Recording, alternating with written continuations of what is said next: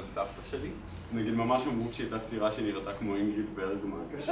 באיזשהו אופן אני מרגיש שבשבעה שלה, זאת הייתה פעם ראשונה שכאילו הבנתי את הכוח של המשפחה שלי. הדיאגנוזה הייתה בעצם שאו שאני עושה ניתוח, או שאני מפסיקה לרקוד.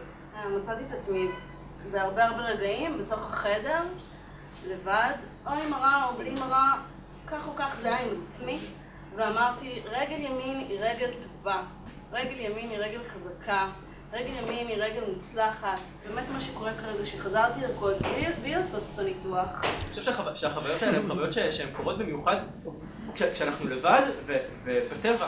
אתה פשוט שוכב שם, ובגלל שהסלעים נמוכים, אז אתה פשוט יכול לראות את הכל, את כל הים.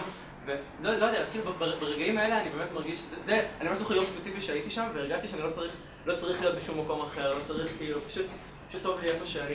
איך שאני נכנס, כולם רצים אליי ומחבקים אותי, אומרים, מזל טוב, יש איזה כיף שבאת, איזה כיף אנחנו לא יכולים להיות, אנחנו אוהבים אותך, אתה בן אדם מיוחד.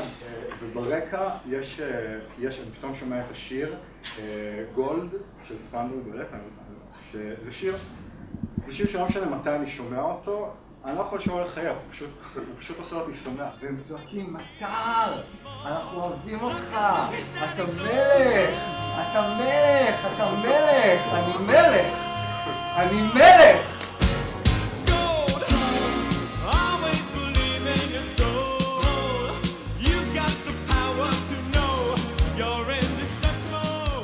שאנחנו צריכים זה לאהוב ולהיות מאהבים.